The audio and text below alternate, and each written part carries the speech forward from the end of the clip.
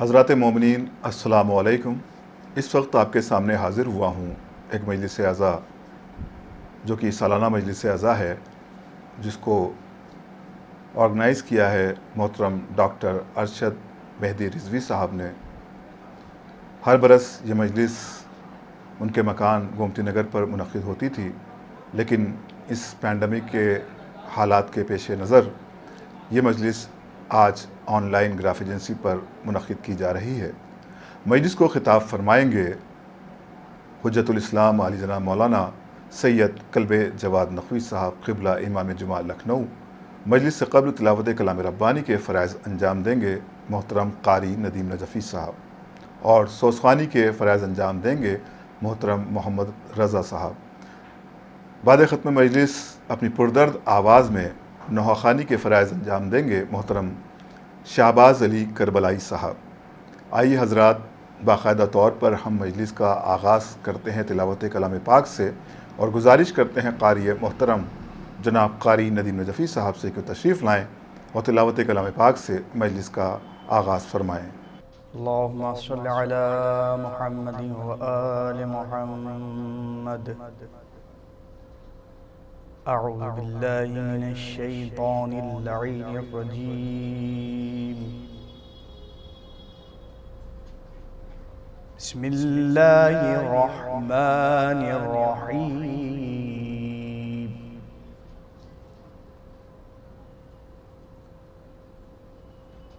الرحمن علم القرآن،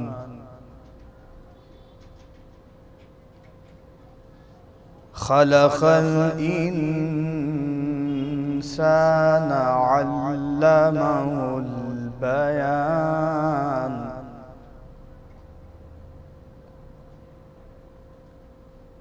الشمس والقمر بحسبان، والنجم والشجر يسجدان،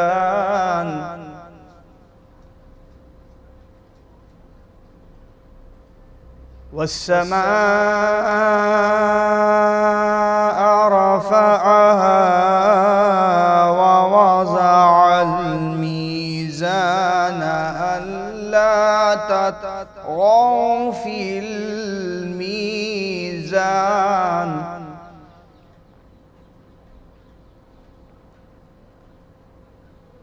وأقيموا الوزن بالقسط ولا تخسروا الميزان،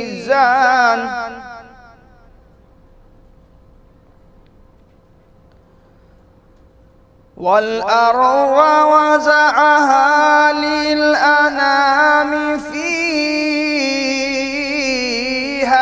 فاكهة والنخل ذات الأكمام،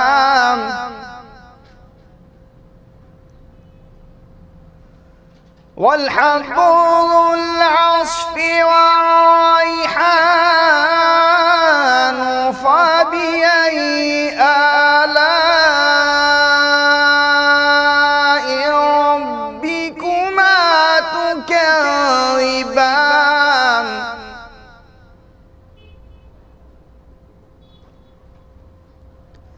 خلق الإنسان من صلصال كالفخار، وخلق الجان من مارج، وخلق الجان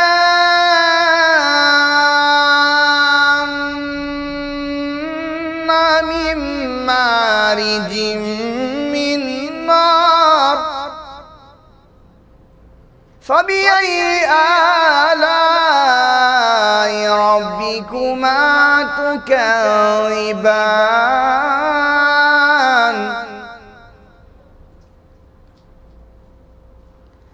رب المشرقين ورب المغربين،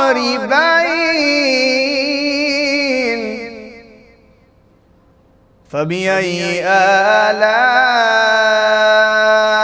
ربكما تكذبان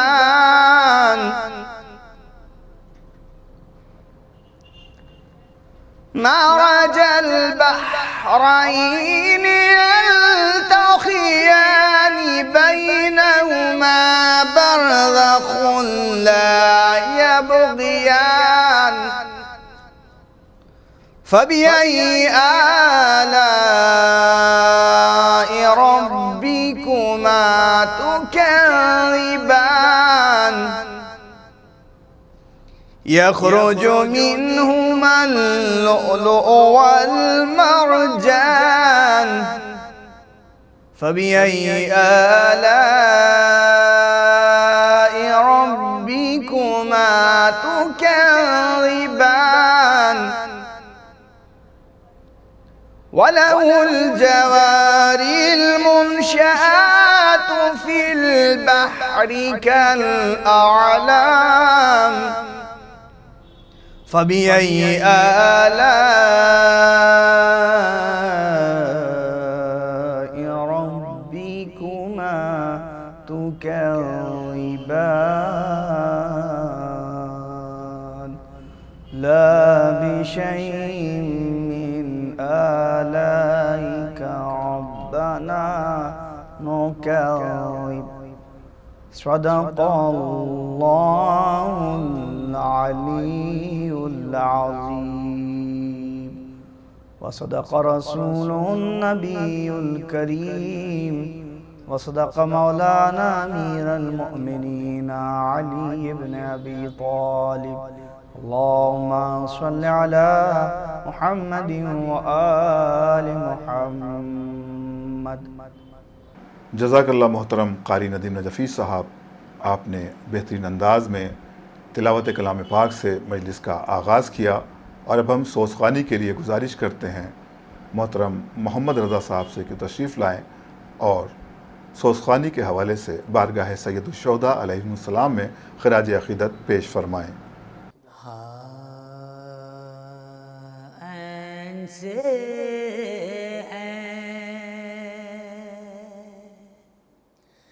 عبادت کا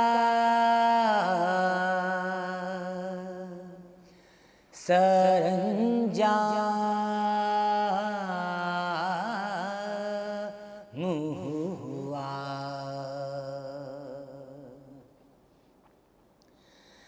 عین سے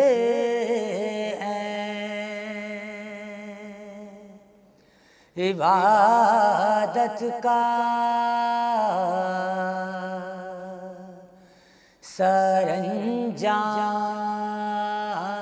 سرانجام ہوا لام و لام کے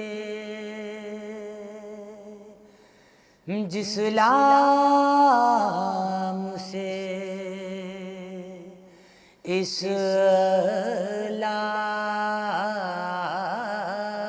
اسلام ہوا لام وہ لام کے جس لام سے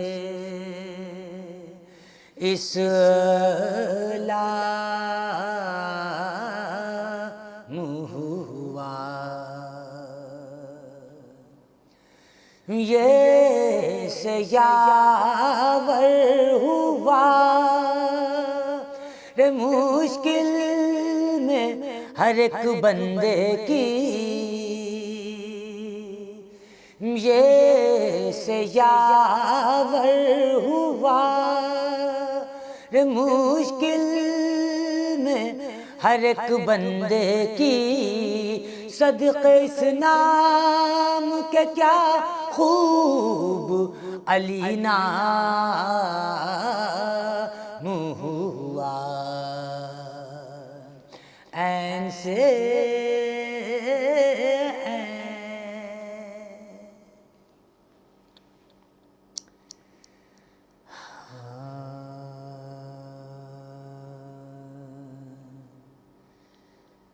حیدر کی فضیلت کا بیان ہے اب تک، حیدر کی فضیلت کا بیان ہے اب تک،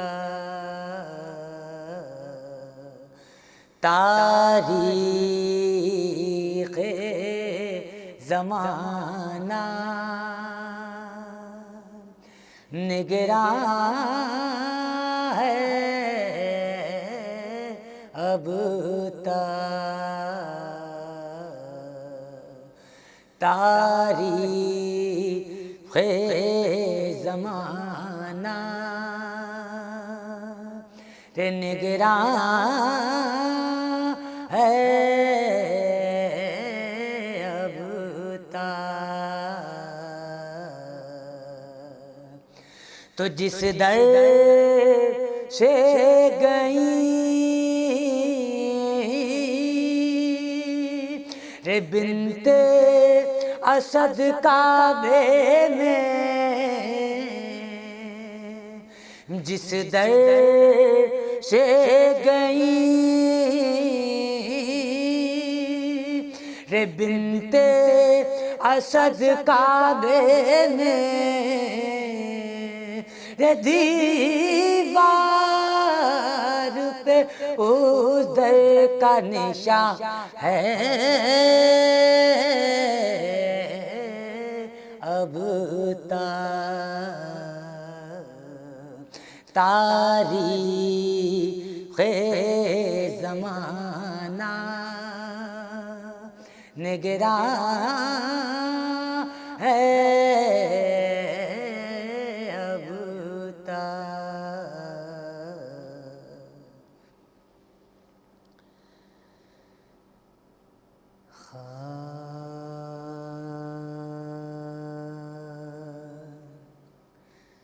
جب لٹ کے کربلا سے اسیر ستم چلے، جب لٹ کے کربلا سے اسیر ستم چلے، سجاد سربرہنا بدرد و علم چلے، ارے روتے سروں کو پیٹتے پابند غم چلے، ارے زینب نے لاش شہ سے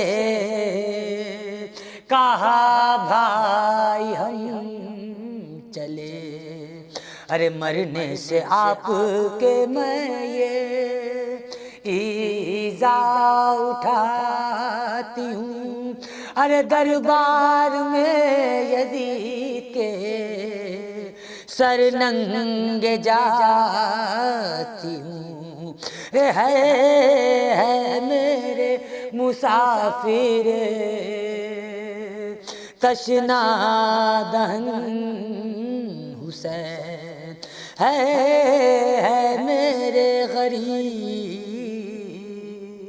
میرے میں لقا حسین، ہے تجھے نہ پانی کا قطرہ ملا حسین، ہے تمام تن تیرا ٹکڑے ہوا حسین، پیاسے گلے پا خنجرے بیداد چل گیا ہے تڑپ تڑپ کر تیرا دم نکل گیا ہے تڑپ تڑپ کر تیرا دم نکل گیا۔ جزاک اللہ محترم محمد رضا صاحب، آپ نے بہترین کلام لاجواب انداز میں سامعین کے درمیان پیش کیا، اور اب ہم باقاعدہ طور پر مجلس کا آغاز کرتے ہیں اور خطابت کے لیے گزارش کرتے ہیں حجت الاسلام علی جناب مولانا سید قلب جواد نقوی صاحب قبلہ امام جمعہ لکھنؤ سے کہ وہ مجلس کو خطاب فرمائیں۔ اعوذ باللہ من الشیطان الرجیم، بسم اللہ الرحمن الرحیم، الحمدللہ رب العالمین، والصلاة والسلام علی سید الانبیاء والمرسلین، سیدنا و نبینا و شفیع المذنبین ابی القاسم محمد صلی اللہ علیہ وسلم واہل بیتہ الطیبین الطاہرین المعصومین، اما بعد، فقد قال اللہ سبحانہ تبارک و تعالی فی کتابہ المبین وہو اصدق القائلین، لقد آتیناک سبعا من المثانی والقرآن العظیم، صدق اللہ العلی العظیم۔ آیہ کریمہ اعلان فرما رہی ہے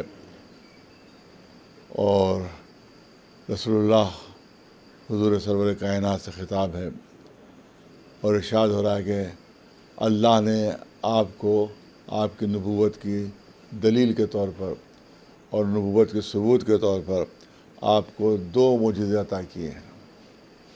ایک معجزہ قرآن عظیم ہے اور دوسرا معجزہ سبع مثانی ہے۔ قرآن سب جانتے ہیں کہ ازلی و ابدی معجزہ ہے کہ جو کلام الہی ہے، اور جس کے اعجاز کے لیے قرآن نے خود اعلان کیا ہے کہ ان کنتم فی ریب مما نزلنا علی عبدنا فاتوا بسورۃ من مثلہ وادعوا شہداءکم من دون اللہ ان کنتم صادقین۔ قرآن نے چیلنج کیا ہے اور دعوت مقابلہ ہے کہ اگر تمہیں یہ شک ہے کہ یہ قرآن اللہ کا کلام نہیں ہے، تو ہم تمہیں چیلنج کر رہے ہیں، ہم تمہیں مقابلے کی دعوت دے رہے ہیں کہ تم اس کا ایک سورہ اس کے جیسا بنا کے لے آؤ۔ قرآن مجید نے تو کبھی تو اعلان کیا کہ پورے قرآن کا جواب لے آؤ، جب پورے قرآن کا جواب نہ ہو سکا تو چیلنج کو اور گھٹایا گیا، چیلنج کو اور کم کر دیا گیا، اور اعلان ہوا کہ اچھا اگر پورے قرآن کا جواب نہیں لا پا رہے ہو تو 10 سوروں کا جواب لے آؤ۔ اور جب 10 سوروں کا جواب بھی نہیں آ سکا تو اللہ نے چیلنج کو اور کم کر دیا اور گھٹا دیا کہ 10 سوروں کا جواب نہیں لا سکتے تو ایک ہی سورے کا جواب لے آؤ۔ اور جب ایک سورے کا جواب بھی نہیں آ سکا تو تعجب ہوگا ہمارے بچوں اور جوانوں کو کہ اللہ نے چیلنج کو اور کم کر دیا اور گھٹا دیا کہ فَلْيَأْتُوا بِحَدِيثٍ مِّثْلِهِ، اگر پورے سورے کا جواب نہیں لا پا رہے ہو تو قرآن کی ایک آیت کا جواب لے آؤ۔ اب تصور کیجئے کہ یہ کتنا بظاہر میں کتنا مقابلہ آسان تھا۔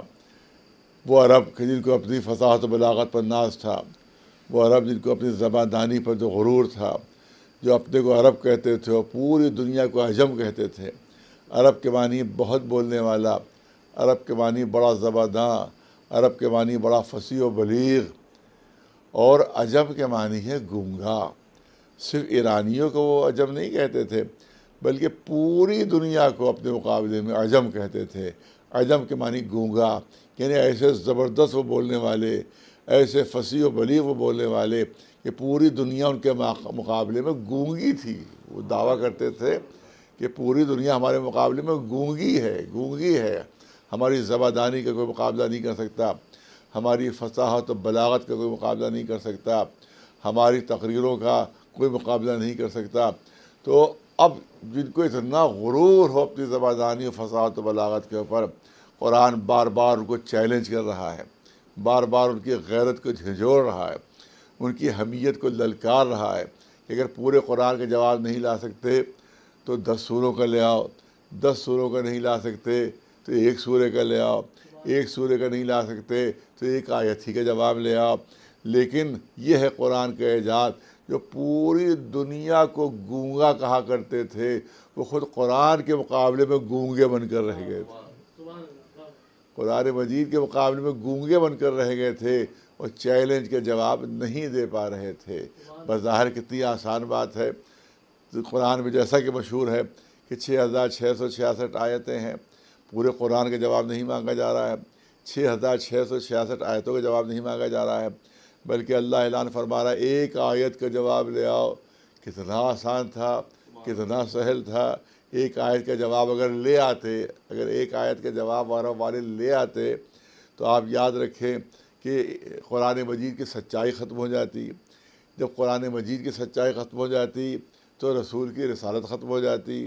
جب رسول کی رسالت ختم ہو جاتی تو اسلام کی حقانیت ختم ہو جاتی. اسلام ختم ہو جاتا. اگر ایک آیت کا جواب لے آتے تو اسلام ختم ہو جاتا. اب یہی تو بڑی تعجب کی بات ہے، یہی تو بڑی تعجب کی بات ہے کہ اتنا سہل تھا اسلام کو مٹانا، اتنا سہل اور آسان تھا اسلام کے دعوت مقابلہ کا مقابلہ کرنا، لیکن اس کے بعد جنگیں لڑ رہے ہیں. کبھی جنگ بدر ہو رہی ہے، کبھی جنگ احد ہو رہی ہے، کبھی جنگ خندق ہو رہی ہے، کبھی جنگ حنین ہو رہی ہے. یہ آخر جنگیں کاہے کے لیے ہو رہی تھیں؟ اسلام کو مٹانے کے لیے ہو رہی تھیں، اسلام کو ختم کرنے کے لیے ہو رہی تھیں. ارے ایک آیت کا جواب لے آؤ، نہ جنگ بدر لڑنا پڑے گی، نہ جنگ احد لڑنا پڑے گی، نہ جنگ خیبر و خندق لڑنا پڑے گی. ایک آیت کا جواب لے آؤ. یا دوسرے لفظوں میں یوں عرض کروں کہ آخر علی کے ہاتھوں اپنے پہلوانوں کو کیوں کٹوا رہے ہو؟ ایک آیت کا جواب لے آؤ، کوئی جنگ نہیں لڑنا پڑے گی. تو شاید مشرکین مکہ جواب دیں کہ اگر ہمارے لیے ایک آیت کا جواب لانا ممکن ہوتا تو ہم اتنی جنگیں لڑتے ہی کیوں؟ تو اس کا مطلب یہ ہے کہ یہ جنگیں نہیں تھیں، یہ فوجیں نہیں تھیں، یہ اسلحے نہیں تھے، بلکہ اعجاز قرآنی کے سامنے اظہار بے بسی کیا جا رہا تھا. صلوات بر محمد و آل محمد علیہ وسلم. اور یہ قرآن کا چیلنج آج بھی ہے. بچے سنیں، جوان سنیں، پڑھے لکھے حضرات سنیں. یہ قرآن مجید کا چیلنج آج بھی ہے، آج بھی ہے. اور آج بھی قرآن مجید نے موقع دیا ہے کہ اگر تم اسلام کو مٹانا چاہتے ہو، اگر اسلام کو ختم کرنا چاہتے ہو تو آج بھی تمہیں موقع دے رہے ہیں، اور قیامت تک کا موقع ہے.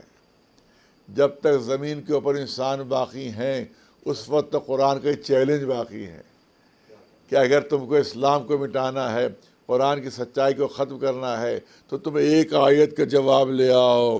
آج بھی یہ چیلنج باقی ہے، لیکن بجائے چیلنج کے جواب دینے کے لیے ایٹم بم کی دھمکی دی جاتی ہے، ہائیڈروجن بم کی دھمکی دی جاتی ہے، امریکن بحری بیڑے کی دھمکی دی جاتی ہے.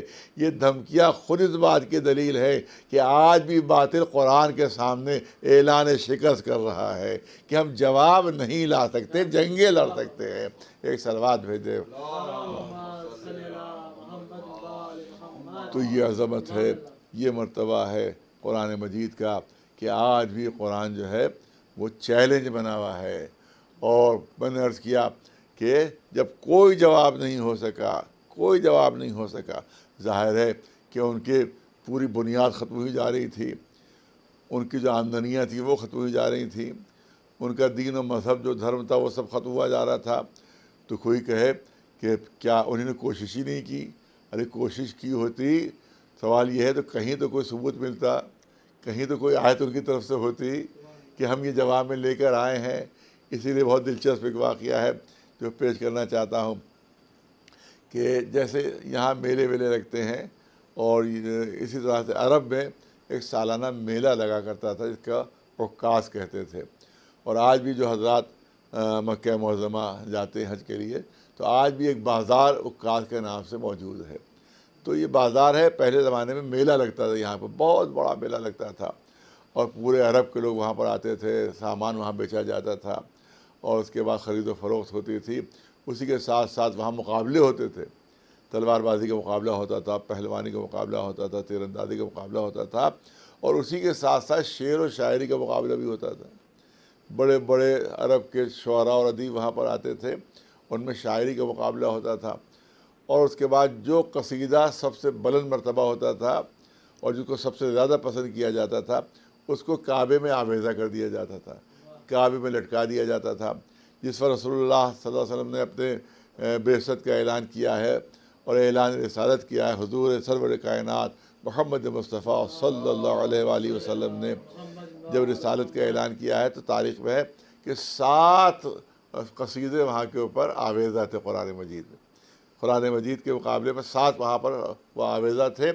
اور اس کے بعد اب یہاں کے اوپر بڑے بڑے شاعر جب جمع ہوئے تو ان سے تمام عرب کے جتنے سردار تھے انہوں نے کہا کہ بھئی دیکھو ہمارا مذہب ختم ہوا جا رہا ہے، ہمارا دین ختم ہوا جا رہا ہے، اور ایک شخص آیا ہے کہ جس نے رسالت کا دعویٰ کیا ہے اور ایک کلام پیش کر رہا ہے وہ جس کو وہ قرآن کہتا ہے، اور کہتا ہے کہ اس کا جواب نہیں ہو سکتا۔ تم اتنے بڑے ادیب ہو، اتنے بڑے شاعر ہو، لہذا تم کو ہم قرآن مجید دیتے ہیں، یہ لے جاؤ، اور 1 سال بعد جب دوبارہ یہاں کے اوپر یہ میلہ لگے تو تم اس کا جواب لے آنا، کیونکہ تم سے بڑا کوئی شاعر اس وقت نہیں ہے عرب میں، تم سے بڑے کوئی ادیب کوئی شاعر عرب میں نہیں ہے، لہذا تم اس کا جواب لا سکتے ہو۔ اچھا پورا 1 سال گزر گیا، دوسرے سال پھر تمام شاعر تمام ادیب سب جمع ہوئے۔ سرداران مکہ نے ان سے پوچھا کہ بھئی تم سے تمہارے کام جو سپرد کیا گیا تھا تم نے انجام دیا، تم سے کہا گیا تھا قرآن کے جواب لے کر آئے، اور تمام شاعر و ادیب سر جھکائے بیٹھے ہوئے، سب سر جھکائے بیٹھے ہوئے۔ عرب کے سردار پوچھ رہے ارے بھائی جواب لے کر آئے، وہ سب سر جھکائے بیٹھے ہوئے۔ انہوں نے کہا ارے بھائی کچھ تو جواب دو، تو انہوں نے کہا کہ تم نے پورے قرآن کا جواب مانگا تھا، ہم سب پورے سال محنت کر کے تھک گئے، ایک آیت کا جواب نہ ہو سکا۔ صلوات بر محمد وآل محمد علیہ وسلم۔ اچھا پھر اب کیا کیا جائے؟ اب سرداران مکہ نے کہا کہ دیکھو انسان کی ایک فطرت ہوتی ہے اور انسان کی ایک نفسیات یہ ہوتی ہے کہ 4-5 سال پہلے جو بات وہ کہتا بھول جاتا ہے اس کو، 5 سال پہلے بات کچھ کہی آج کچھ کہتا ہے، 5 سال بعد وہ کچھ اور کہہ رہا ہوگا، تو اس کی باتوں میں تضاد پیدا ہو جاتا ہے، اس کی باتوں میں کنٹراڈکشن پیدا ہو جاتا ہے، یہ انسان کی کمزوری ہے۔ لہذا اب یہ دیکھو قرآن مجید میں اگر کہیں کنٹراڈکشن ہو، کہیں تضاد ہو، اس کو لاؤ، اگر اس میں تضاد پایا گیا تو اس کا مطلب یہ اللہ کا کلام نہیں ہے، خود انہی نے اپنی طرف سے بنا دیا ہے، ایک عام انسان ہے یہ۔ پھر وہ لوگ جاتے ہیں کہ اگلے سال آنا تو اس پہ یہ ڈھونڈ کے لے کر آنا، اگلے سال 2-1 سال پورا گزرتا ہے، پھر وہ تمام شاعر و ادیب جمع ہو جاتے ہیں، پھر سرداران مکہ ان سے سوال کرتے ہیں کہ بھئی تم لائے جو تمہیں بات تم سے کہی گئی تھی؟ اور وہ لوگ پھر سر جھکائے بیٹھے ہیں، پھر کوئی جواب نہیں دے رہا ہے، پھر کوئی جواب نہیں دے رہا ہے۔ جھنجلا کے سرداروں نے کہا ارے بھائی کچھ تو کہو، تو انہوں نے سر اٹھا کر کہا کہ اگر نہ ملے تو کیا اپنی طرف سے اضافہ کر دیں، کیا اپنی طرف سے جوڑ دیں؟ ہم نے تو سال بھر کوشش کر لی، قرآن میں کوئی کنٹراڈکشن ملے ہی نہیں، کوئی تضاد ملا ہی نہیں۔ صلوات بر محمد وآل محمد۔ اب تفصیل پوری نہیں عرض کرنا ہے، 3-4 سال اسی طرح سے گزر گئے، 3-4 سال اسی طرح گزر گئے، اور ہر مرتبہ وہ آ کر کہتے تھے ہم تو ناکام ہو گئے، ہم تو ناکام ہو گئے، ہم تو ناکام ہو گئے۔ آخر میں جب 4 سال گزر گئے اسی طرح سے، تو اب تاریخ کہتی ہے کہ سرداران مکہ نے جب یہ شاعر ادیب پھر جمع ہوئے دوبارہ، تو سرداران مکہ نے تلواریں نکالی اور ان بیچارے شاعروں ادیبوں کو گردن پر رکھ کر کہا کہ اب ہمیں نہیں معلوم ہے کہ تمہیں کیا لانا ہے، ہم نہیں بتا سکتے کہ تمہیں کیا لانا ہے، مگر اگلے سال آنا تو کچھ لے کر آنا، قرآن کے خلاف کچھ لے کر آنا، ورنہ ہماری تلواریں ہوگی اور تمہاری گردنیں ہوگی۔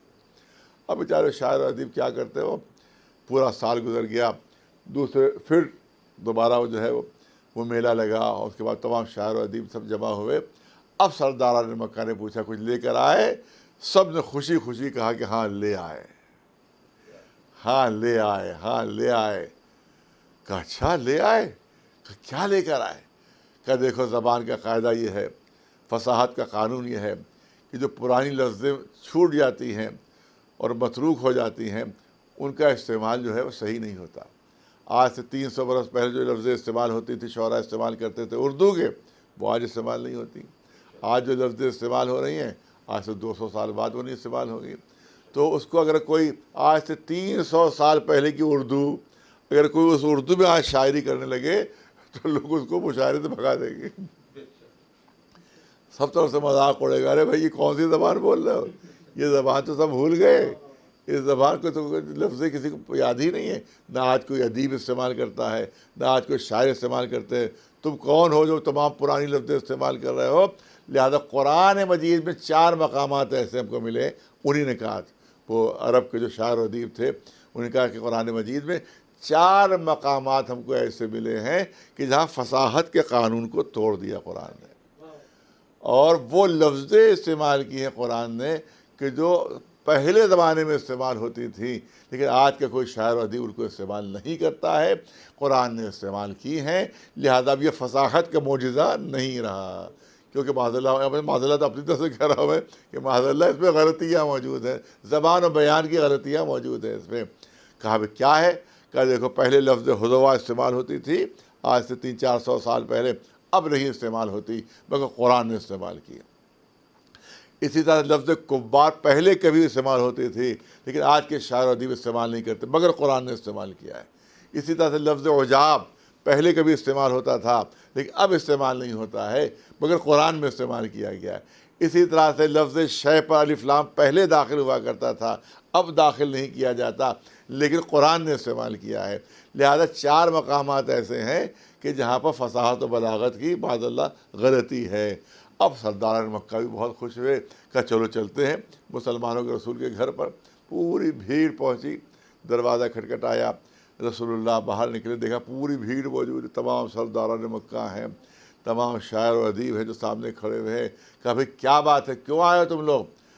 اب انہوں نے کہا کہ ہم قرآن مجید میں 4 مقامات پر غلطیاں نکال کے لائے، 4 مقامات پر غلطیاں نکال کے لائے۔ اب رسول کو پوچھنا چاہیے تو بھئی غلطیاں کیا ہیں مجھے بتاؤ، تو رسول نے نہیں پوچھا کہ کیا غلطیاں لے کر آؤ، کہا غلطیاں بعد میں بتانا۔ بہت توجہ رہے، غلطیاں بعد میں بتانا۔ یہ بتاؤ کہ اس وقت عرب میں سب سے بڑا شاعر و ادیب تم کس کو سمجھتے ہو؟ سب سے بڑا شاعر، سب سے بڑا ادیب تمہارے نگاہوں میں کون ہے؟ تو ان میں آپس میں انہوں نے مشورہ کیا اور آخر میں کہا کہ لبید نام کا ایک شاعر ہے کہ جو 100 سال کی اس کی عمر ہو چکی ہے، اور وہ پہلے آیا کرتا تھا، ان مقابلوں میں حصہ لیا کرتا تھا، اور لیکن اب بڑھاپے کی وجہ سے آتا نہیں ہے، وہ گھر کے اندر رہتا ہے، اور گھر کے اندر لوگ اس کو اپنا کلام بھیج دیتے ہیں اور وہ اس پہ اصلاح کر کے واپس کروا دیتا ہے۔ اب صرف استادی کا کام کر رہا ہے، اصلاح کا کام کر رہا ہے وہ، اب وہ مقابلے وغیرہ میں شرکت نہیں کرتا، لیکن اس وقت اس سے بڑا شاعر و ادیب کوئی نہیں ہے اس سے بڑا ہے۔ تو رسول نے فرمایا غلطی بعد میں بتانا، پہلے اس کو لے آؤ۔ نہیں پوچھا کیا غلطیاں نکالی تم نے، کہ پہلے اس کو لے آؤ، پہلے اس کو لے آؤ جس کو تم شاعر و ادیب خود کہہ رہے ہو، خود کہہ رہے ہو کہ سب سے بڑا شاعر و ادیب ہے، لہٰذا تم اس کو لے کر آؤ۔ اب تمام سرداران مکہ لبید کے پاس پہنچے۔ اب ظاہر ہے کتنا بوڑھا 100 برس کا آدمی اسے انکار کیا، ارے بھائی مجھ سے چلا تو جاتا نہیں ہے، میں کیسے جاؤں گا، میں کس طرح سے جاؤں گا۔ انہوں نے خوشامد کی، ارے دین خطرے میں ہے، ہمارا مذہب خطرے میں ہے، سب لوگ نوجوان جو ہیں وہ بہہ کے چلے جا رہے ہیں اور قرآن کے مقابلے میں متاثر ہوئے جا رہے ہیں وہ، لہٰذا تم کو تو چلنا ضروری ہے۔ تو اب بڑی خوشامد کے بعد اس کو تیار کیا۔ اب پتہ نہیں اس کو چلا تو جاتا نہیں تھا، پتہ نہیں اس کو ڈولی پہ لے کر آئے، پتہ نہیں فینس پہ لے کر آئے یا کندھوں پر لاد کے لے کر آئے، باجی اس طرح سے بھی لائے ہوں، وہاں رسول اللہ کے دربار میں پہنچ گئے، بارگاہ میں پہنچ گئے۔ رسول اللہ نے سب کی تعظیم کی جیسا کہ ان کا اخلاق تھا، لیکن جب یہ بوڑھا آیا تو رسول اللہ نے منہ پھیر لیا۔ اچھا آج بھی آپ دیکھیں کہ عرب کا بھی قاعدہ یہی ہے اور ایران میں بھی قاعدہ یہی ہے کہ اگر کوئی مہمان آتا ہے تو اس کے استقبال کے لیے میزبان اٹھتا ہے، تو اگر وہ مہمان بیٹھ بھی گیا ہو تو وہ میزبان کے ساتھ ساتھ پھر اٹھے گا خود بھی وہ، اور جب وہ میزبان بیٹھے گا تو وہ مہمان بھی ساتھ ساتھ بیٹھے گا۔ یہ آج بھی طریقہ ہے، آپ جب ایران جائیں گے، عراق جائیں گے تو آج بھی مہمانداری کا یہی طریقہ ہے۔ اب اس نے سوچا، دیکھ رہا تھا کہ بھائی اتنا بڑا شاعر، اتنا بڑا ادیب، بڑے بڑے سردار میری خوشامد کر کے لائے ہیں، تو اب میری بڑی عزت افزائی یہاں پر ہوگی، لیکن وہاں یہاں کی اصطلاح میں کہا جائے نو لفٹ، کوئی لفٹ نہیں دے رہے رسول اللہ، اور نہ بیٹھنے کو کہہ رہے اس کو۔ تو اب اس نے سوچا میں خود ہی بیٹھوں، اب تو آ ہی گیا تھا، کرتا کیا، خود ہی بیٹھوں میں۔ تو اب ظاہر کہ 100 برس کے بوڑھے کو بیٹھنے میں بھی دیر لگتی ہے، اٹھنے میں بھی دیر لگتی ہے۔ اب جو بیٹھنے لگا، ابھی پوری طرح سے بیٹھ نہیں پایا تھا کہ رسول اس کی تعظیم کے لیے اٹھ گئے۔ اب اسے بھی اٹھنا تھا، وہاں کا جو طریقہ تھا اس کے لحاظ سے اس کو اٹھنا تھا، اسے پھر اٹھنا چاہا، ابھی پوری طرح اٹھ نہیں پایا تھا کہ رسول پھر بیٹھ گئے، اب اسے پھر بیٹھنا تھا۔ اب بیٹھ نہیں پایا تھا رسول، پھر اٹھ گئے 4-5 مرتبہ. جب اس بڈھے کو اٹھا بیٹھی کرا لی رسول نے تو اس کو غصہ آ گیا، جھنجلا گیا اور کچھ جملے بولے اس نے. اس جھنجلاہٹ غصے میں توجہ رجوع کرنا چاہتا ہوں کہ کیا اعتراض لائے تھے کہ حضوا کی لفظ استعمال نہیں ہوتی ہے لیکن قرآن میں استعمال ہوئی ہے، اجاب کی لفظ استعمال نہیں ہوتی مگر قرآن نے استعمال کی ہے، کبار کی لفظ استعمال نہیں ہوتی مگر قرآن نے استعمال کی ہے، لفظ کلمہ شے پر الف لام نہیں آتا لیکن قرآن لے کر آیا ہے. رسول نے نہیں پوچھا کہ کیا غلطیاں ہیں، کہ اس کو لے کر آؤ جس کو تم سب سے بڑا شاعر و ادیب سمجھتے ہو. رسول اللہ نے اس کے ساتھ عجیب انداز اختیار کیا کہ وہ غصے میں آ گیا، جھنجلا گیا اور جھنجلا کر اس نے جملے بولے، اتتخذنی حضوا، اے محمد کیا تم میرا مذاق اڑا رہے ہو؟ انی شیخ کبار، میں تم سے سن میں بہت بڑا ہوں. انا ھذا منکا لشیء عجاب، اور تم جیسی شخصیت کے لیے یہ بڑی عجیب و غریب شے ہے. وہ تمام لفظیں بولی کہ جس پہ اعتراض لے کر آئے تھے.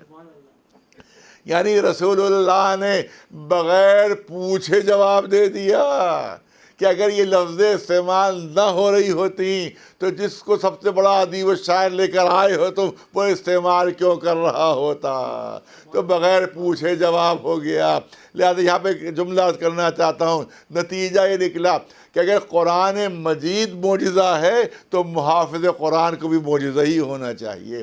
صلوات بھیج دیں اور محمد و آل محمد. یہ خصوصیت قرآن مجید کی کہ جس کی وجہ سے آج بھی معجزہ ہے اور قیامت تک قرآن مجید معجزہ رہے گا. ظاہر ہے کہ بہت تفصیلی گفتگو کی گنجائش نہیں ہے. اب میں چاہتا ہوں کہ دوسرا جز پیش کر دیا جائے اور اپنی بات کو مکمل کیا جائے. تو آیت کیا ہے جو میں نے آپ کی خدمت میں عرض کی ہے کہ اعلان وَلَقَدْ آتَيْنَاكَ سَبْعًا مِنَ الْمَثَانِي وَالْقُرْآنِ الْعَظِيمِ. اے رسول ہم نے آپ کو 2 معجزے دیے ہیں، ایک تو 7 مثانی ہے اور ایک قرآن عظیم ہے. قرآن عظیم کے بارے میں تو چند جملے آپ کے سامنے میں نے عرض کر دیے. اب سوال یہ ہوتا ہے 7 مثانی کیا ہے؟ 7 مثانی، 7 کے معنی 7 اور مثانی معنی دہرایا ہوا. ایسے 7 جو دہرائے ہوئے، ایسے 7 جو دہرائے ہوئے. اب مفسرین نے کہا کہ اس سے مراد سورہ الحمد ہے، کیونکہ سورہ الحمد میں جو ہے وہ 7 آیتیں ہیں اور 2 مرتبہ نازل ہوا ہے. ایک مرتبہ مکے میں نازل ہوا ہے، ایک مرتبہ مدینے میں نازل ہوا ہے. لہذا 7 مثانی سورہ الحمد ہے کیونکہ اس میں 7 آیتیں ہیں اور 2 مرتبہ نازل ہوا، لہذا 7 مثانی سورہ الحمد ہے. کچھ نے کہا دوسری دلیل یہ ہے کہ ہر نماز میں 2 مرتبہ پڑھنا واجب ہوتا ہے. اس کا پہلی رکعت میں بھی واجب، دوسری رکعت میں بھی واجب، کیونکہ ہم نماز میں دہراتے ہیں. لہذا یہ 7 مثانی جو سورہ الحمد ہے. پہلی بات تو میں عرض کروں گا کہ عام مسلمانوں سے میری گفتگوؤں سے خطاب ہے کہ آپ کہتے ہیں کہ سورہ الحمد میں 7 آیتیں ہیں، سورہ الحمد میں 7 آیتیں ہیں، تو سورہ الحمد میں 7 کہاں ہیں؟ سورہ الحمد میں 7 کہاں ہیں؟ یاد رکھیے 7 آیتیں سورہ الحمد میں اس وقت ہو سکتی ہیں کہ جب بسم اللہ کو جزء سورہ مانا جائے. بغیر بسم اللہ کے تو 6 آیتیں ہیں. جب بھی مولوی نماز میں سورہ الحمد پڑھتا ہے بسم اللہ غائب، بسم اللہ غائب. یہ میں شیعہ مسلک کی بات نہیں کر رہا ہوں، دوسرے مسلک والوں کی بات کر رہا ہوں کہ ہمیشہ بغیر بسم اللہ کے سورہ الحمد، بغیر بسم اللہ کے سورہ الحمد. اگر 7 آیتیں ہیں اور 7 مثانی سورہ الحمد ہے تو پھر بغیر بسم اللہ کے سورہ الحمد پڑھنا صحیح نہیں ہے. بغیر بسم اللہ آپ خود ہی کہہ رہے ہیں کہ 7 آیتیں ہیں اور پڑھنے 6 بسم اللہ کو ہٹا کر. اور جانتے ہی بسم اللہ کب ہٹی ہے کہ جب امیر شام نماز پڑھا رہے تھے اور اس کے بعد وہ بسم اللہ پڑھنا بھول گئے، سورہ الحمد بغیر بسم اللہ کے پڑھ دیا. اس کے بعد سے مسلمانوں نے بھی بسم اللہ ہٹا دی. تو اس کا مطلب یہ ہے کہ یہ بسم اللہ ہٹی ہے، یہ امیر شام کی بھول کی یاد بنائی جا رہی ہے، یہ ان کی بھول کی یاد بنائی جا رہی ہے. اصحاب نے پوچھا، صحابی اس کے بعد صحابہ رسول زندہ تھے، اس کو موجود تھے، انہوں نے پوچھا کہ یہ آپ بھول گئے یا بسم اللہ کھا گئے؟ تو ان کے پاس کوئی جواب نہیں تھا. لیکن آج بھی مسلمان اسی سیرت پر عمل کر رہے ہیں کہ بسم اللہ جو ہے اس کو سورہ الحمد بغیر بسم اللہ کے وہ پڑھا کرتے ہیں، تو میں تو سمجھتا ہوں کہ وہ بھولے نہیں تھے، جان بوجھ کر انہوں نے بسم اللہ چھوڑی تھی، کیونکہ بسم اللہ جب وہ پڑھتے ہوں گے تو بائے بسم اللہ بھی یاد آتی ہوگی، اور جب بائے بسم اللہ یاد آتی ہوگی تو انن نقطہ تو تحت الباء بھی یاد آتا ہوگا، تو انہوں نے سوچا بسم اللہ ہی غائب کر دی جائے، جب بسم اللہ نہیں پڑھی جائے گی نہ کسی کو بائے بسم اللہ یاد آئے گا، اور نہ کہیں نقطہ تحت باء یاد آئے گا، اور نہ مولا کائنات کی شخصیت یاد آئے گی۔ ایک صلوات بھیجے بنا۔ یہ تو لیکن جو میں دلیل دینا چاہتا ہوں اور آخر کلام میں عرض کرنا چاہتا ہوں کہ آپ دیکھیں کہ مجھے اتنا بتایا جائے کہ سورہ الحمد قرآن مجید کا جز ہے یا نہیں ہے، سورہ الحمد قرآن مجید کا پارٹ ہے یا نہیں ہے، قرآن میں شامل ہے یا نہیں ہے، یا قرآن سے کوئی الگ چیز ہے سورہ الحمد؟ نہیں، 114 جو سورہ بتائے ہیں قرآن میں، 114 میں ایک سورہ الحمد بھی ہے۔ اس کا مطلب شامل قرآن ہے، داخل قرآن ہے، جز قرآن ہے۔ تو جب سورہ الحمد جز قرآن ہے، تو جب اللہ نے کہہ دیا کہ ہم نے آپ کو پورا قرآن بطور معجزہ دیا، تو اس پہ سورہ الحمد تو شامل ہے۔ اگر سورہ الحمد جدا ہوتا قرآن مجید سے تو اللہ کو الگ سے بیان کرنے کی ضرورت تھی، لیکن جب داخل قرآن ہے، شامل قرآن ہے، جز قرآن ہے، تو جب اللہ نے فرما دیا کہ ہم نے پورا قرآن آپ کو بطور معجزہ دیا، تو سورہ الحمد تو اس میں شامل ہے، اس میں داخل ہے۔ میں ایک مثال پیش کرنا چاہتا ہوں، صرف مثال ہے، کوئی اس کو سچ نہ سمجھ جائے، لہٰذا صرف مثال پیش کر رہا ہوں کہ فرض کیجئے میں کسی سے کہوں کہ میں نے آپ کو پورا ہندوستان دیا، میں نے کہا ایک مثال خالی پیش کر رہا ہوں سمجھانے کے لیے کہ میں نے آپ کو پورا ہندوستان دے دیا، اور اس کے بعد کہوں کہ لکھنؤ بھی دے دیا، تو آپ مجھے بتائیں کہ بات معقول ہوگی؟ کیونکہ جب ہم نے کہا کہ پورا ہندوستان دے دیا تو لکھنؤ تو خود بخود چلا گیا۔ اگر لکھنؤ ہندوستان سے الگ ہوتا تو کہنے کی ضرورت ہوتی کہ لکھنؤ بھی دیا آپ کو، ہندوستان بھی دیا، لکھنؤ بھی دیا۔ ارے جب کہہ دیا کہ پورا قرآن دے دیا آپ کو بطور معجزہ، تو سورہ الحمد تو خود بخود شامل ہے، اس میں خود بخود داخل ہے۔ الگ سے ذکر کرنا خود اس بات کی دلیل ہے کہ سبع مثانی الگ معجزہ ہے، قرآن الگ معجزہ ہے۔ ایک صلوات بھیجے بلند اور اب پوچھیں ان سے کہ جو وارث قرآن ہے، جو معلم قرآن ہے، وہ بتائیں گے سبع مثانی کیا ہے۔ اسی لیے ہمارے پانچویں امام محمد باقر علیہ السلام نے ارشاد فرمایا تفسیر بالرائے نہیں ہو سکتی، حرام ہے، ناجائز ہے تفسیر بالرائے، لہذا مولا کے کلام کے سہارے میں پیش کر رہا ہوں۔ امام نے ارشاد فرمایا، پوچھا کسی نے کہ سبع مثانی کیا ہے، امام نے ارشاد فرمایا نحن سبع مثانی، ہم سبع مثانی ہے۔ پانچویں امام ارشاد فرما رہے ہیں ہم سبع مثانی ہیں۔ اب سوال یہ ہوتا ہے کہ امام تو اتنا کہہ کر خاموش ہو گئے کہ ہم سبع مثانی ہیں، اس کی زیادہ تشریح نہیں ہے، میں چاہتا ہوں اس کی تشریح کر دی جائے۔ آپ دیکھیں سبع کے معنی ہے 7 اور مثانی معنی دہرائے ہوئے۔ آپ دیکھیں 14 معصومین میں صرف 7 نام ہیں، 8واں نام نہیں ہے، صرف 7 نام ہے۔ ابھی گن لیجیے، محمد ایک نام، علی دوسرا نام، فاطمہ تیسرا نام، حسن چوتھا نام، حسین پانچواں نام، 5 ہوئے۔ اس کے بعد چوتھے امام کا نام پھر علی، 5ویں امام کا نام پھر محمد، 6ٹھے امام کا نام جعفر۔ اب 5 سے 6 ہوئے۔ 7ویں امام کا نام موسیٰ۔ اب یہ ہو گئے 7 نام، کل ٹوٹل 7 ہو گئے نام، یہ 7 ہوئے۔ اب اس کے آگے جتنے نام ہیں، کوئی علی ہے، کوئی محمد ہے، کوئی حسن ہے، اس کا مطلب ہے کہ وہی پھر دہرائے جا رہے ہیں۔ یہی 7 جب دہرائے گئے تو 14 بن گئے۔ اسی لیے اعلان فرمایا کہ ہم نے 2 معجزے دیے ہیں، ایک قرآن ہے، دوسرے 14 معصومین ہیں۔ ایک صلوات بھیجے اور حقیقت بھی یہی ہے کہ 14 معصومین معجزہ ہیں، اللہ کا معجزہ ہیں، یہ معجزہ ہے، ان کا کیریکٹر، ان کا کردار، ان کا عمل، ان کی سیرت معجزہ ہے۔ ایسے ایسے ان کے سیرت کے پہلو ہیں کہ انسان کی عقل حیران رہ جائے کہ صاحب ایسی بھی سیرت ہو سکتی ہے، ایسا بھی کردار ہو سکتا ہے۔ آپ دیکھیں کہ اسلام کو بچانے کے لیے جیسی قربانیاں امام حسین نے کربلا کے میدان میں دے دی، کوئی سوچ بھی نہیں سکتا، کوئی ان کا تصور بھی نہیں کر سکتا۔ اگر امام حسین کربلا کے میدان میں قربانیاں نہ دیتے تو آج یزیدی اسلام ہوتا، محمدی اسلام نہ ہوتا۔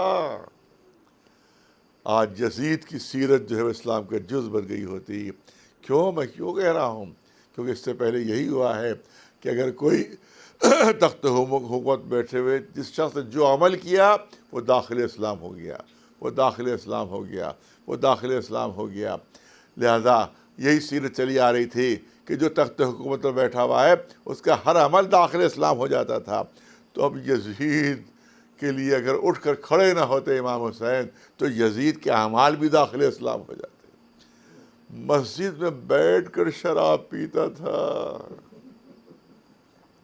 مسجد میں بیٹھ کر شراب پیتا تھا، اپنے جو محرم خواتین ہیں ان سے اس کے ناجائز تعلقات تھے، اور تمام دنیا کی ہر حرکت اس پہ، ہر جو خرابی اس کے اندر موجود تھی، ہر گناہ کوئی ایسا گناہ نہیں تھا جو اس کا وہ مرتکب نہ ہوتا ہو، اور یہ سب اسلام کا جز ہو جاتا اگر حسین اپنی گردن نہ کٹواتے، اگر اپنا خون نہ بہاتے۔ لیکن صرف حسین کا خون نہیں بہا ہے بلکہ علی اکبر کے سینے کا خون بھی ہے، قاسم کے پامال شدہ جسم کا خون بھی ہے، جناب عباس کے کٹے ہوئے بازوؤں کا خون بھی ہے، اور ننھے سے علی اصغر کی چھوٹی سی گردن کا بھی خون ہے۔ اور صرف یہی نہیں، حسین کے 2000 سے زیادہ زخموں سے خون بہ رہا ہے کہ جو اسلام، شجر اسلام کی آبیاری کر رہا ہے۔ مگر صرف یہی خون نہیں ہے بلکہ امام زین العابدین کی پشت پر جو تازیانے پڑ رہے ہیں اس سے بھی خون بہ رہا ہے، اور بیویوں کے بازوؤں میں جو رسیاں بندھی ہوئی ہیں اس سے بھی خون رس رہا ہے، اور ایک ننھی سی بچی ہے جس کا سن 3.5-4 سال کا ہے، اس کے چہرے پر کبھی تماچے لگ رہے ہیں اور کبھی اس طرح سے بندے چھینے جا رہے ہیں کہ اس کی کان کی لبیں زخمی ہوئی جا رہی ہیں، اور اس کے بعد کان کی لبوں سے خون کی بوندیں ٹپک رہی ہیں۔ ہاں عزاداروں، ہمارا بیمار امام زین العابدین، ہاتھوں میں ہتکڑیاں ہیں، پیروں میں بیڑیاں، گلے میں توقے خاردار ہے۔ روایت کہتی ہے، ایک شخص کہتا ہے، عبداللہ ابن مبارک ان کا نام ہے، جو صحابی رسول تھے، وہ کہتے مجھے علم نہیں تھا کہ حسین کربلا میں شہید ہو گئے، مجھے علم نہیں تھا کہ بیویاں اسیر ہو گئی ہیں۔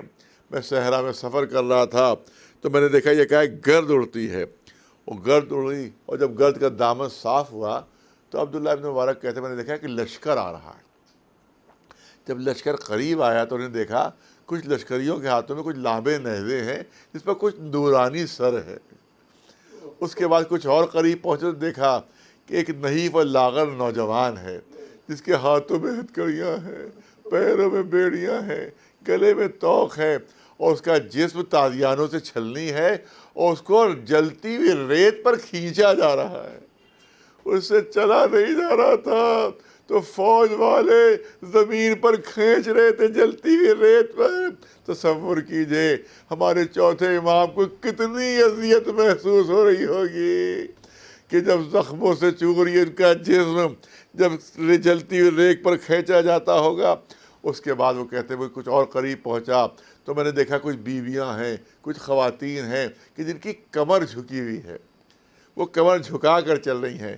عبداللہ ابن مبارک اس سے پوچھتے ہیں کہ بیویوں، اے خواتین، کیا آپ کی پیٹھ میں کوئی تکلیف ہے؟ کیا آپ کی کمر میں کوئی تکلیف ہے جو آپ لوگ کمر جھکا کر چل رہی ہیں؟ تو ان بیویوں نے جواب دیا، شہر ہماری پشت پر تازیانوں کے زخم ہیں، تازیانوں کے گھاؤ ہیں، مگر ہم اس زخم کی وجہ سے، اس تکلیف کی وجہ سے کمر نہیں جھکائے ہوئے ہیں۔ اے شیخ دیکھ تو لیجیے، ظالموں نے ایک چھوٹی سی رسی میں ہمارے بازو بھی باندھے ہیں، اور چھوٹے چھوٹے معصوم بچے کو گلے بھی باندھے ہیں۔ جب ہم کھڑے قد سے چلنے لگتے ہیں تو ننھے بچوں کے گلے گھٹنے لگتے ہیں۔ مجبوراً پورے راستے ہمیں کمر جھکا کر چلنا پڑ رہا ہے کہ معصوم بچوں کے گلے نہ گھٹ جائے۔ ہاں عزاداروں، ہم سے کہا جاتا ہے کب تک رو گے، کب تک ماتم کرو گے، کب تک آنسو بہاؤ گے؟ عزاداروں ظلم ایسے ہیں کہ اگر قیامت تک بھی آنسوؤں کے دریا بھی بہا دیے جائیں تب بھی کم ہے۔ آپ دیکھیں کہ عرب کے تپتے ہوئے صحرا جہاں واقعاً اگر دانہ ڈال دیا جائے زمین پر تو دانہ بھون جائے، 60 سے زیادہ ڈگری وہاں پر ہو جاتی ہے، آگ کی طرح سے زمین جلتی ہے، آگ، سورج جو ہے آگ اگلتا ہے، لیکن یہ قیدی ان کو سائے میں بیٹھنے کی اجازت نہیں تھی۔ روایت کہتی ہے کہ شمر نے حکم دیا کہ قافلہ روکا جائے، خیمے نصب کر دیے گئے، خیموں کے اندر تمام جتنے سپاہی تھے سب آرام کرنے لگے، مگر قیدیوں کو اجازت نہیں تھی کہ سائے میں بیٹھے۔ عزاداروں، میں پوچھنا چاہتا ہوں کہ اگر مئی جون کی دھوپ میں کوئی لوہے کی بنی ہوئی چیز اگر آپ دھوپ میں رکھ دیں تو 1 گھنٹہ 2 گھنٹے بعد اگر آپ اس کو چھونا چاہیں گے تو آپ چھو نہیں پائیں گے، اتنا وہ لوہے کی بنی ہوئی چیز گرم ہو جائے گی، اتنا جلنے لگے گی۔ ہمارا بیمار امام لوہے کی ہتھکڑیاں ہیں، لوہے کی بیڑیاں ہیں، لوہے کا طوق ہے، جس میں زنجیروں سے جکڑا ہوا ہے، وہ عرب کا تپتا ہوا صحرا ہے، زمین سے بھی آگ نکل رہی ہے، آسمان سے بھی آگ برس رہی ہے، مگر اجازت نہیں تھی کہ سائے میں بیٹھے۔ روایت کہتی ہے کہ جب زنجیریں آگ کی طرح سے جلنے لگیں تو بیمار امام زنجیریں سنبھال کر اٹھے اور ایک خیمے کی دیوار سے لگ کر بیٹھ گئے، ایک خیمے کی دیوار سے لگ کر بیٹھ گئے۔ کسی نے شبر کو خبر دے دی کہ ایک قیدی سائے میں بیٹھ گیا ہے، وہ ملعون تازیانہ لے کر آتا ہے اور امام پر وہ ظلم کرتا ہے کہ امام پھر تڑپ کرا کر دھوپ میں بیٹھ جاتے ہیں۔ جناب زینب نے یہ منظر دیکھا، قریب آئیں، آواز دی، اے رقیہ قریب آ جاؤ، اے ام لیلہ قریب آ جاؤ، اے رباب آپ بھی آ جائیے، اے ننھی سکینہ تم بھی آ جاؤ۔ میں دیکھ رہی ہوں کہ اگر یہ بیمار تھوڑی دیر دھوپ میں رہا تو زندہ نہیں رہے گا۔ ہم چاروں طرف اس کے حلقہ کیے دیتے ہیں اور اس کے اوپر جھک جاتے ہیں تاکہ دھوپ ہم پر رہے، اس بیمار پر نہ رہے۔ عزاداروں، میں جس ختم کر دیتا مگر آدھے منٹ کی اجازت چاہتا ہوں۔ عزاداروں، ارے کتنا ہی بڑا مجرم کیوں نہ ہو، لیکن جب قید خانے میں ڈالا جاتا ہے تو ہاتھوں سے ہتھکڑیاں کھل جاتی ہیں، بیڑیاں اتر جاتی ہیں، زنجیریں کھل جاتی ہیں، لیکن یہ ایسے قیدی تھے کہ سال بھر تک قید خانہ شام میں رہے، نہ ہاتھوں سے ہتھکڑیاں کھلی، نہ پیروں سے بیڑیاں، نہ گلے سے توقے خاردار۔ کوئی کہے تمہارے پاس کیا ثبوت موجود ہے؟ تو ہمارے پاس تاریخی دلیل موجود ہے کہ اگر شروع ہی میں امام کے گلے سے توق ہٹ گیا ہوتا تو سال بھر قید خانے میں رہے تھے، سال بھر میں گلے کا زخم مندمل ہو جاتا، گلے کا زخم اچھا ہو جاتا۔ لیکن جب امام مدینے کے قریب پہنچے ہیں اور ادھر سے محمد حنفیہ بڑھے، ادھر سے ہمارا امام، جیسے ہی چچا نے بھتیجے کو گلے لگانا چاہا، ہمارا بیمار امام تڑپ کر پیچھے ہٹا، اے چچا گردن پر ہاتھ نہ رکھیے، زخم ابھی تازہ ہے، معلوم پورا سال گزر گیا تھا، نہ ہاتھوں سے ہتھکڑیاں اتری تھی، نہ پیروں سے بیڑیاں، نہ گلے سے توقے خاردار۔ سَيَعْلَمُ الَّذِينَ ظَلَمُوا أَيَّ مُنقَلَبٍ يَنقَلِبُونَ أَلَا لَعْنَةُ اللَّهِ عَلَى الْقَوْمِ الظَّالِمِينَ۔ جزاک اللہ قبلہ، آپ نے بہترین بیان سامعین کے درمیان پیش کیا۔ یقیناً یہ سفر کا مہینہ امام سجاد علیہ السلام پر مصیبتوں کا مہینہ ہے، خواتین اہل بیت علیہ السلام پر مصیبتوں کے دن ہیں۔ آئیے حضرات، اب ہم مجلس کے بعد نوحہ کے لیے گزارش کرتے ہیں محترم شہباز علی کربلائی صاحب سے کہ وہ تشریف لائیں اور اپنی پردرد آواز میں بارگاہ سرکار سید الشہداء میں خراج عقیدت پیش فرمائیں۔ زندان کی تاریکیوں میں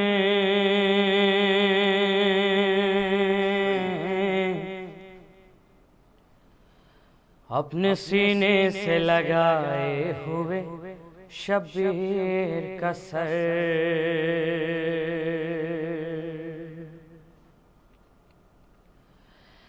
سکینہ کہتی تھی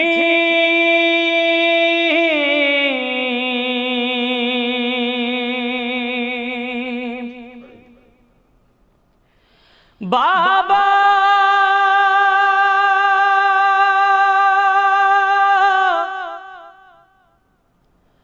بابا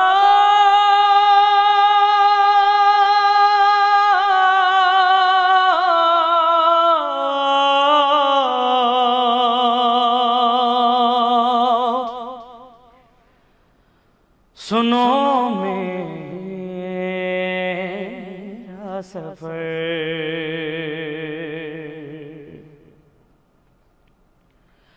اور سب کے تھے شانے بندھے، میرا بندھا تھا گلا،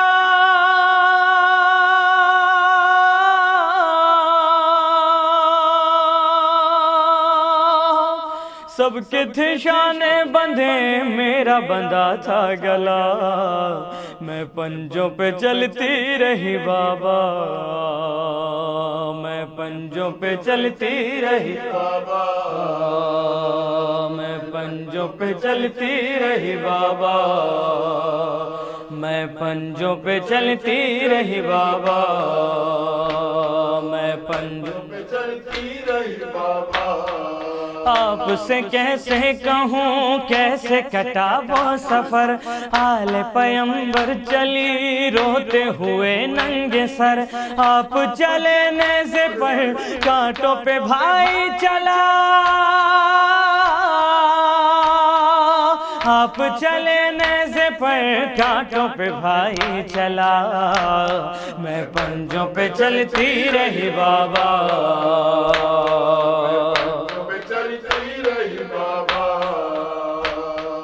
پنجوں پہ چلتی رہی بابا۔ میری پھوپھی راہ میں اشک بہاتی رہی، ظلم رلاتے رہے، دھوپ جلاتی رہی، زخم میرے پاؤں کا دھوپ سے جلتا رہا، زخم میرے پاؤں کا دھوپ سے جلتا رہا، میں پنجوں پہ چلتی رہی بابا، پنجوں پہ چلتی رہی بابا، میں پنجوں پہ چلتی رہی بابا۔ ماضی کے کچھ واقعے یاد جو آئے مجھے، سینے پہ کیسے مجھے آپ سلاتے رہے، یادوں میں یوں کھو گئی بھول گئی ہر جفا، یادوں میں یوں کھو گئی بھول گئی ہر جفا، میں پنجوں پہ چلتی رہی بابا، پنجوں پہ چلتی رہی بابا، میں پنجوں پہ چلتی رہی بابا۔ صبر کا دامن میرے ہاتھ سے چھوٹا نہیں، صبر کا دامن میرے ہاتھ سے چھوٹا نہیں، نیزے سے کیا آپ نے بابا یہ دیکھا نہیں، کھچتی رہی ریسماں چلتا رہا قافلہ، کھچتی رہی ریسماں چلتا رہا قافلہ، میں پنجوں پہ چلتی رہی بابا، پنجوں پہ چلتی رہی بابا، میں پنجوں پہ چلتی رہی بابا۔ آنکھ برسنے لگی قلب ہوا نوحگر، آیا نظر جب مجھے نیزے پہ اصغر کا سر، آیا نظر جب مجھے نیزے پہ اصغر کا سر، روتی رہی میں اسے وہ مجھے روتا رہا، روتی رہی میں اسے وہ مجھے روتا رہا، میں پنجوں پہ چلتی رہی بابا، پنجوں پہ چلتی رہی بابا، میں پنجوں پہ چلتی رہی بابا۔ ارے تم کو کفن دے دیا ریت کے طوفان نے، تم کو کفن دے دیا ریت کے طوفان نے، بالوں سے پردہ کیا میری پھوپھی جان نے، اور میرے درد کا کوئی مداوا نہ تھا، اور میرے درد کا کوئی مداوا نہ تھا، میں پنجوں پہ چلتی رہی بابا،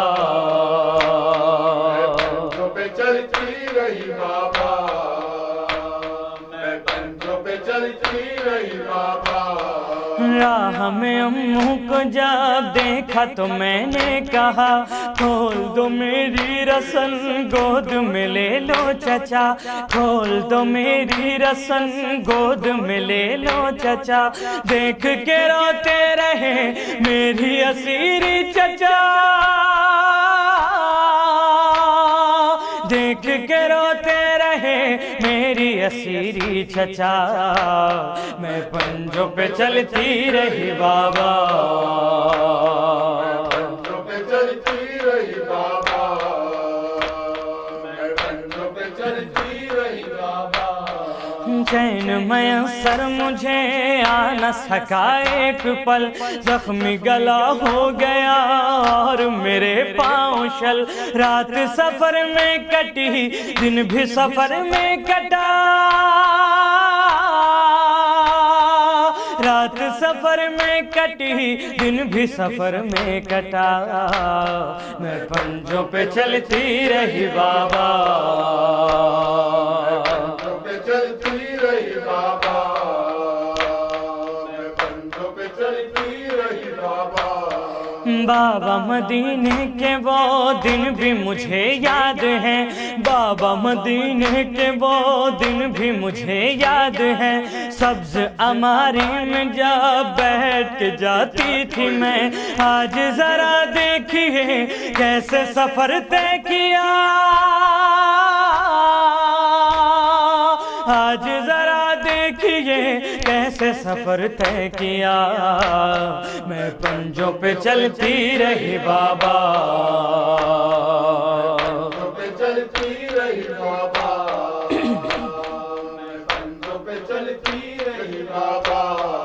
ایک رسن میں بندھے چھوٹے بڑوں کے گلے، ایک رسن میں بندھے چھوٹے بڑوں کے گلے، لاشوں پہ روتے ہوئے کرب و بلا سے چلے، حال میرا دیکھ کے رونے لگی کربلا،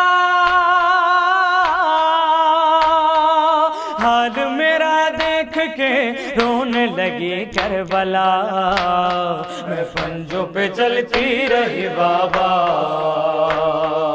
پنجوں پہ چلتی رہی بابا، میں پنجوں پہ چلتی رہی بابا۔ مظہر و عرفان تم نوحہ پڑھو اس طرح، شام کے زندان میں بی بی میری جس طرح، شام کے زندان میں بی بی میری جس طرح، دیکھ کے بابا کا سر کرتی تھی آہوں بکا،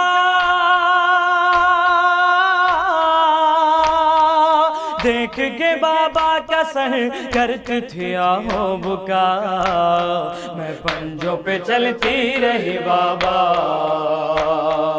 پنجوں پہ چلتی رہی بابا۔ سب کی تھی شانیں بندھے میرا بندھا تھا گلا،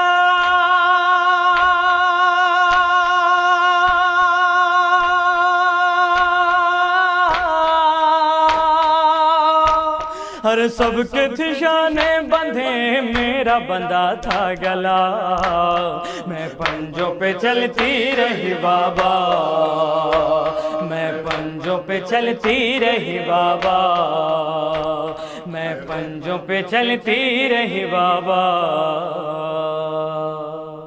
جزاک اللہ شہباز علی کربلائی صاحب، آپ نے پردرد نوحہ سامعین کے درمیان پیش کیا۔ پروردگار آپ کو صحت کے ساتھ زندگی عطا کرے اور بارگاہ معصومین علیہ السلام میں آپ کی عبادت قبول ہو۔ ویورز، ہم تمام مومنین کا شکریہ ادا کرتے ہیں۔ جناب ڈاکٹر ارشد مہدی رضوی صاحب کی جانب سے جنہوں نے اس وقت آن لائن مجلس کا انعقاد کیا ہے۔ ڈاکٹر ارشد مہدی رضوی صاحب کی جانب سے شکریہ ادا کیا جاتا ہے جناب قاری ندیم نجفی صاحب کا، سوس خوان جناب محمد رضا صاحب کا، اور بالخصوص شکریہ ادا کیا جاتا ہے عالی جناب مولانا سید کلب جواد نقوی صاحب کا اور شہباز علی کربلائی صاحب کا، اور تمام ویورز آپ سب کا شکریہ کہ آپ نے قیمتی وقت نکال کر اس وقت آن لائن مجلس میں شرکت فرمائی۔ ساتھ ہی ساتھ جناب ڈاکٹر ارشد مہدی رضوی صاحب کی جانب سے گزارش یہ بھی ہے کہ ایک بار سورہ الحمد اور 3 بار سورہ اخلاص کی تلاوت فرما کر مرحومہ ذبی النساء بنت کاظم حسین، اکبر مہدی رضوی ابن عبادت حسین، انظار حسین ابن غلام اصغر، خدیجۃ الکبریٰ بنت رمضان علی صاحب کی روح کو ایصال فرمانے کی زحمت گوارا کریں۔ انشاءاللہ مومن آپ سے پھر جلد ملاقات ہوگی کسی نئے پروگرام کے حوالے سے۔ جب تک کے لیے دی اجازت، خدا حافظ والسلام۔